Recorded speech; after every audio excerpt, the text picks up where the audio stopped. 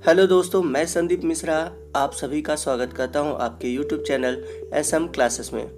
आइए चलते हैं एनसीईआरटी के पेज नंबर 30 पे पूछे गए प्रश्नों की ओर और इन्हें हम सॉल्व करते हैं। तो पहला प्रश्न है, जब एक ठोस को गर्म किया जाता है तो किस प्रकार का दोष उत्पन्न हो सकता है? इससे कौन से भौतिक गुण प्रभावित होते हैं और किस प्रकार? तो जब एक ठोस को गर्म किया जाता है तो उसमें रिक्तिका दोष उत्पन्न होता है। तो ठोस को गर्म करने से उसके कुछ परमाणु या आयन जालक स्थल को छोड़कर निकल जाते हैं, जिसके कारण कि उस पदार्थ का घनत्व कम हो जाता है। बढ़ते हैं अगले क्वेश्चन की ओर। क्वेश्चन नंबर 20 है, निम्नलिखित किस प्रकार के स्टाइकियोमेट्रिक दोष दर्शाते हैं? पहला है जिंक सल्फाइड और दूसरा है सिल्वर ब्रोमाइड। तो यदि हम बात करें जिंक सल्फाइड की तो इसमें आपको फ्रैंकल दोष मिलेगा, और बात करें सिल्वर ब्रोमाइड की तो उसमें फ्रैंकल तथा साटकी दोष दोनों मिलेंगे।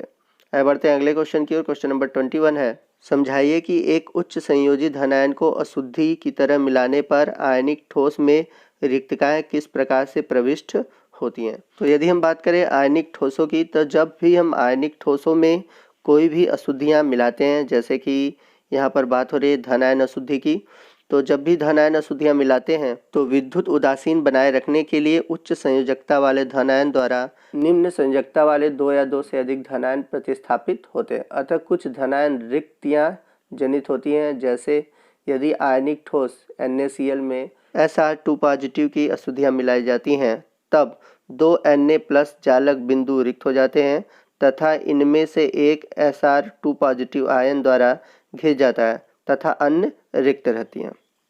चलते हैं अगले क्वेश्चन की ओर। क्वेश्चन नंबर 22 है, जिन आयनिक ठोसों में धातु अधिक दोष के कारण ऋण आयनिक रिक्तियां होती हैं वे रंगीन होते हैं, उपयुक्त उदाहरण की सहायता से समझाइए। तो आइए इसे NaCl के उदाहरण द्वारा समझते हैं, और इस उदाहरण को मैंने पीछे भी आपको वीडियो में बताया हुआ है, आप चाहे तो वहाँ पर देख सकते हैं और समझ सकते हैं। तो जब हम NaCl के क्रिस्टल में सोडियम वाष्प की उपस्थिति में गर्म करते हैं तो इसके क्लोरीन आयन अपने जालक स्थल को छोड़कर सोडियम से संयुक्त होकर NaCl बना लेते हैं। इस अभिक्रिया होने के लिए सोडियम परमाणु इलेक्ट्रॉन खोकर Na+ आयन बनाते हैं। ये इलेक्ट्रॉन क्रिस्टल में विसरित होकर क्लोराइड आयनों द्वारा जनित ऋण आवेशित रिक्तियों को घेर लेते हैं तथा क्रिस्टल में अब सोडियम अधिक हो जाती है, जिससे कि अयुग्मित इलेक्ट्रॉनों द्वारा घेरे गए स्थल, जिसे हम F केंद्र कहते हैं, ये क्रिस्टल को पीला रंग प्रदान करते हैं क्योंकि वे दृश्य प्रकाश की ऊर्जा को अवशोषित करके उत्तेजित हो जाते हैं। तो आप ये जो उदाहरण मैंने बताया है, तो आप चाहे तो जब मैंने थ्योरी वाला पोर्शन आपको सॉल्व कराया वहाँ पर आप डिटेल में विथ एनिमेशन के थ्रू समझ सकते हैं। आइए बढ़ते हैं अगले क्वेश्चन की ओर। क्वेश्चन नंबर 23 है, वर्ग 14 के तत्व को n प्रकार के अर्धचालक में उपयुक्त अशुद्धियों द्वारा अपमिश्रित करके रूपांतरित करना है। यह अशुद्धि किस वर्ग से संबंधित होनी चाहिए? तो वर्ग 14 के तत्व को जब हमें n प्रकार के अर्धचालक में बदलना होगा तो उसमें हम वर्ग 15 के अशुद्धि को मिलाएंगे। चलते हैं क्वेश्चन नंबर 24 की ओर। किस प्रकार के पदार्थों से अच्छे स्थायी चुंबक बनाए जा सकते हैं? लौह चुंबकी अथवा फेरी चुंबकी? अपने उत्तर का औचित्य बताइए। तो आपका जो राइट आंसर है लौह चुंबकी पदार्थ। तो जो लौह चुंबकी पदार्थ होते हैं वे श्रेष्ठ स्थायी चुंबक बनाते हैं क्योंकि इनमें धातु आयन छोटे क्षेत्रों में व्यवस्थित होते हैं, जिन्हें हम डोमेन कहते हैं। प्रत्येक डोमेन सूक्ष्म चुंबक के रूप में कार्य करता है और ये डोमेन अनियमित रूप से व्यवस्थित होते हैं। जब इन पर चुंबकीय क्षेत्र आरोपित किया जाता है तब वे चुंबकीय क्षेत्र की दिशा में व्यवस्थित हो जाते हैं तथा प्रबल चुंबकीय क्षेत्र बनाते हैं। वह चुंबकीय क्षेत्र हटा देने पर भी इनके जो डोमेन होते हैं वे व्यवस्थित रहते हैं। इस प्रकार जो लौह चुंबकीय पदार्थ हैं स्थायी चुंबक में परिवर्तित हो जाते हैं। तो इसलिए लौह चुंबकीय पदार्थ को अच्छे स्थायी चुंबक माने जाते हैं। तो अभी तक हम लोगों ने NCERT के पेज नंबर 30 पर जितने भी क्वेश्चन थे उन्हें सॉल्व किया। आइए अब हम NCERT के जितने भी आपके एक्सरसाइज अर्थात अभ्यास में जो क्वेश्चन दिए गए हैं उनको सॉल्व करेंगे। तो आप सभी प्रश्नों को देख सकते हैं और इन सभी प्रश्नों को हम बारी बारी से सॉल्व करेंगे। तो चलते हैं अभ्यास के पहले क्वेश्चन की ओर। तो पहला क्वेश्चन है, अक्रिस्टलीय पद को परिभाषित कीजिए तथा इनके कुछ उदाहरण दीजिए। तो जैसा कि मैंने आपको पहले भी वीडियो में बता रखा है कि अक्रिस्टलीय ठोस ऐसे ठोस होते हैं जिनकी निश्चित ज्यामिति, आकार, विन्यास नहीं होता, अर्थात इनके जो अवयवी कण होते हैं निश्चित क्रम में व्यवस्थित नहीं होते। इन्हें हम अक्रिस्टलीय ठोस कहते हैं तथा इनका कोई निश्चित गलनांक नहीं होता तथा ये समदैशिक होते हैं, जैसे कि प्लास्टिक, कांच आदि। क्वेश्चन नंबर 2 है, कांच क्वार्ट्ज जैसे ठोस से किस प्रकार भिन्न है? किन परिस्थितियों में क्वार्ट्ज को कांच में रूपांतरित किया जा सकता है? तो आपका राइट आंसर है कांच अक्रिस्टलीय ठोस है। इसमें अवयवी कण अर्थात SiO4 की केवल लघु परासी व्यवस्था होती है। दूसरी ओर जो क्वार्ट्ज है इसमें अवयवी कण SiO4 की लघु और दीर्घ दोनों परासी व्यवस्थाएं होती हैं। दूसरे शब्दों में क्वार्ट्ज क्रिस्टलीय होता है। क्वार्ट्ज को पिघलाकर उसे शीघ्रता से ठंडा करने पर कांच प्राप्त होता है। चलते हैं क्वेश्चन नंबर 3 की ओर। निम्नलिखित ठोसों का वर्गीकरण आयनिक, धात्विक, आणविक, सहसंयोजक या अक्रिस्टलीय में कीजिए। तो ये आपके सभी क्वेश्चन दिए हुए हैं, आप इनको देख लीजिए और नोट कर लीजिए अगर आपको नोट करना है। फिर इसको बताइए कि इसमें से कौन आयनिक है, धात्विक है, आणविक है, सहसंयोजक है या फिर अक्रिस्टलीय है। तो यहाँ पर राइट आंसर लिखा हुआ है, आप उसको देख सकते हैं और नोट कर सकते हैं, या तो फिर आप चाहे स्क्रीनशॉट ले सकते हैं। स्क्रीनशॉट लेकर आप इसे बाद में नोट कर लीजिएगा। चलते हैं क्वेश्चन नंबर 4 की ओर। पहला इसमें दिया हुआ है उप सहसंयोजन संख्या का क्या अर्थ है, और दूसरा है निम्नलिखित में परमाणुओं की उप सहसंयोजन संख्या क्या है। पहला है एक घनीय निविड़ संकुलित संरचना और दूसरा है एक अंतः केंद्रित घनीय संरचना। तो ये सबसे पहले हम जाने कि उप सहसंयोजन संख्या क्या होता है। तो जैसा कि दोस्तों मैंने आपको पहले भी बता रखा है कि जितने भी ठोस होते हैं उनके अवयवी कणों को हम गोलों के रूप में प्रदर्शित करते हैं। अब जब किसी विशेष परिस्थिति में गोले के निकट जितने भी अन्य गोले होते हैं अर्थात उसके टच में जितने भी अन्य गोले अर्थात अवयवी कण होते हैं वह उसकी उप सहसंयोजन संख्या कहलाती है। आयनिक क्रिस्टलों में किसी आयन के चारों ओर उपस्थित विपरीत आवेशित गोलों की संख्या उसकी उप सहसंयोजन संख्या कहलाती है। परंतु आयनिक ठोसों की बात करेंगे तो उसमें क्या होता है कि उसके चारों ओर जो आयन होते हैं विपरीत आवेश वाले, उनकी संख्या उसकी उप सहसंयोजक संख्या कहलाती है, जैसा कि मैंने अभी आपको पढ़कर बताया। आइए चलते हैं दूसरे क्वेश्चन की ओर, जिसमें कि उप सहसंयोजन संख्या हमसे पूछा हुआ है। तो पहला हमसे पूछा था एक घनी निविड़ संकुलन में उप सहसंयोजन संख्या, तो उसका राइट आंसर होगा 12। और दूसरा हम लोगों से पूछा था अंतः केंद्रित घनीय निविड़ संकुलन में, तो इसका हो जाएगा 8। बढ़ते हैं क्वेश्चन नंबर 5 की ओर। यदि आपको किसी अज्ञात धातु का घनत्व एवं एकक कोष्ठिका की विमाएं ज्ञात है तो आप उसके परमाणविक द्रव्यमान की गणना कर सकते हैं, स्पष्ट कीजिए। तो जैसा कि मैंने आपको परमाणविक द्रव्यमान, घनत्व और परमाणुओं की संख्या सभी में एक फार्मूले के रूप में एक इक्वेशन बताया था, जिसका फार्मूला सामने लिखा हुआ है। तो किसी भी अज्ञात धातु का घनत्व एवं एकक कोष्ठिका की विमाएं ज्ञात होने पर उपयुक्त सूत्र की सहायता से उसके परमाणविक द्रव्यमान की गणना की जा सकती है। चलते हैं क्वेश्चन नंबर 6 की ओर। किसी क्रिस्टल की स्थिरता उसके गलनांक के परिमाण द्वारा प्रकट होती है। टिप्पणी कीजिए। किसी आंकड़े यानी पुस्तक से जल, ethyl alcohol, die ethyl ether तथा मेथेन गलनांक एकत्रित करें। इन अणुओं के मध्य अंतराण्विक बलों के बारे में आप क्या कह सकते हैं। तो यहाँ पर आपको बताना है कि कोई भी क्रिस्टली है उसकी स्थिरता व गलनांक के क्या परिमाण होते हैं और कुछ उदाहरण दिए हैं उनके मध्य आपको बताना है। तो किसी पदार्थ का गलनांक जितना उच्च होता है उसके अवयवी कणों के मध्य आकर्षण बल उतना ही अधिक होता है और पदार्थ भी उतना ही अधिक स्थायी होता है। तो यदि हम बात करें जल, एथिल एल्कोहल, डाईएथिल ईथर और मेथेन के गलनांक क्रमशः दिए हुए हैं आपको, ठीक है।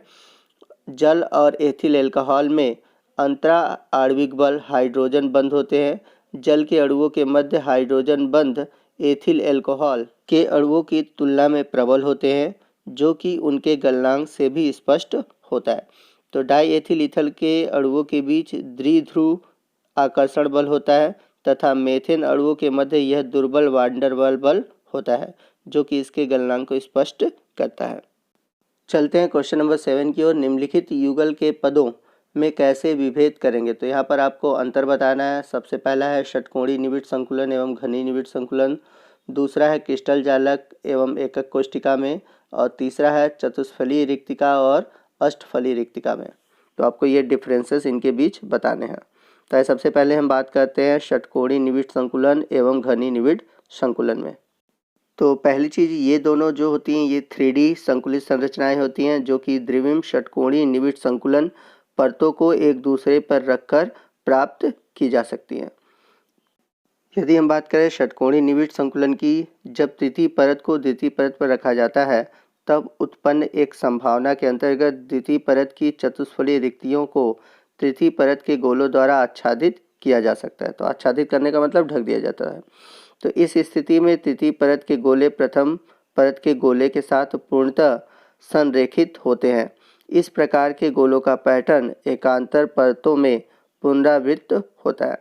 इस पैटर्न को प्रायः AB पैटर्न लिखा जाता है। इस संरचना को हम षटकोणीय निविष्ट संकुलित अर्थात HCP संरचना कहते हैं और इस प्रकार की परमाणुओं की व्यवस्था कई धातुओं जैसे मैग्नीशियम और जिंक में पाई जाती है। आइए नेक्स्ट हम बात करते हैं घनीय निविष्ट संकुलन की। तो इसके लिए तीसरी परत दूसरी परत के ऊपर इस प्रकार रखते हैं कि उसके गोले अष्टफलीय रिक्तियों को आच्छादित करते हैं। इस प्रकार से रखने पर तीसरी परत के गोले प्रथम अथवा द्वितीय किसी भी परत के साथ संरेखित नहीं होते। इस व्यवस्था को हम C प्रकार की व्यवस्था कहते हैं। केवल चौथी परत रखने पर उसके गोले प्रथम परत के गोलों के साथ संरेखित होते हैं, जैसा कि चित्र में आप देख सकते हैं। इस प्रकार के पैटर्न प्रायः ABC लिखा जाता है। इस संरचना को घनीय निविष्ट संकुलन संरचना अर्थात CCP अथवा फलक केंद्रित FCC कहा जाता है। धातुएं जैसे तांबा तथा चांदी इस तरह की क्रिस्टलीय संरचनाएं प्रदर्शित करते हैं।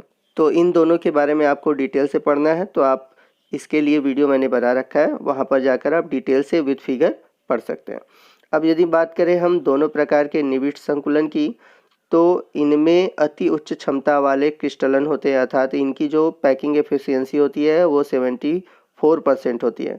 इन दोनों में प्रत्येक गोला बाहर गोलों के संपर्क में रहते हैं तथा इस प्रकार इन दोनों की संरचनाओं में उपसंयोजन संख्या होती है 12।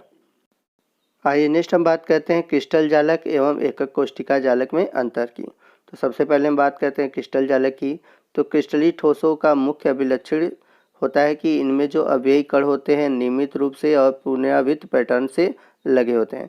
यदि किसी क्रिस्टल में अव्ययी कणों की त्रिविम व्यवस्था आरेख के रूप में निरूपित की जाए तो उनके प्रत्येक बिंदु को चित्रित किया जाता है, क्योंकि इनकी जो व्यवस्था होती है एक नियमित क्रम में होती है।